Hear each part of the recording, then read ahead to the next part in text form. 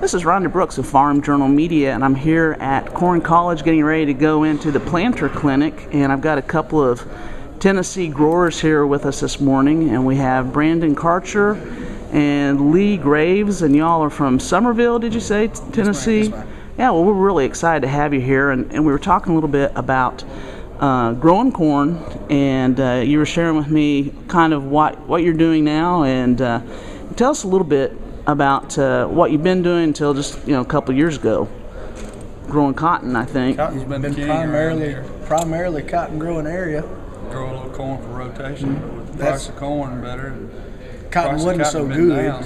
Yeah. A lot more interested in corn. Yeah. So how long have you been growing corn now?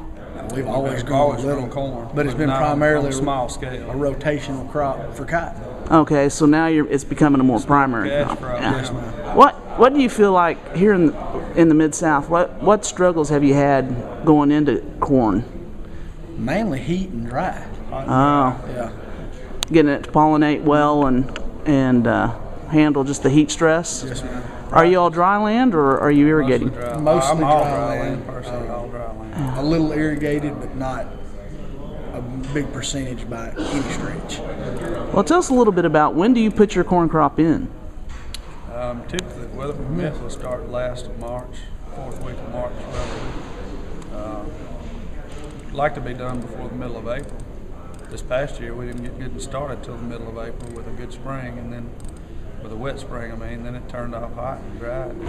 How about you, Brandon? Bad. Same thing. We start the third of the last week of March, and like you said, it was about the third week of April before we got started this year, and we were a month behind on our corn crop, and that put it right in the middle of heat and dry. And it wasn't dry land corn wasn't that great if it was planted later this year. Mm-hmm. What kind of yields?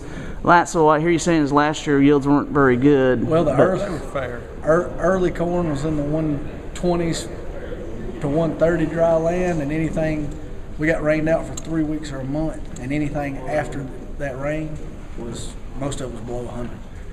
All right. How about you, Lee? The overall average was about 127.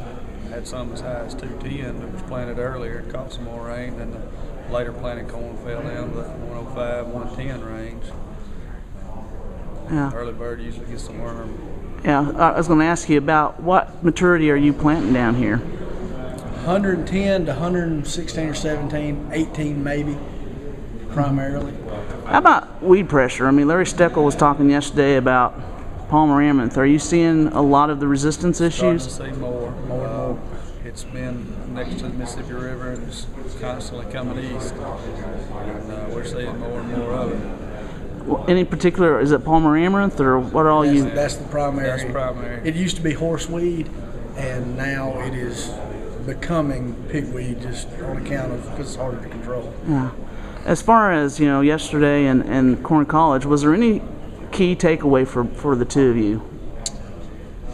Nitrogen management. Efficiency in management. Being more efficient with our nitrogen placement. Timing of nitrogen placement or Applications. We have typically been too late on our nitrogen is kind of what I gathered from yesterday. What have particularly on side dress. Okay, what have you been doing? We hadn't been getting back on it quick enough side dress. We typically wait until corn gets a little bigger, and we probably need to be putting our extra nitrogen on either side dress quicker or front load nitrogen at planting. Okay. And that's probably what we'll wind up doing, some of both. So you think that's probably what you'll do this year going into it? Yes, ma'am. All right. Well, thank you, both of you, for talking to me this morning, and hope you all enjoy today's planter clinic too. Thank you.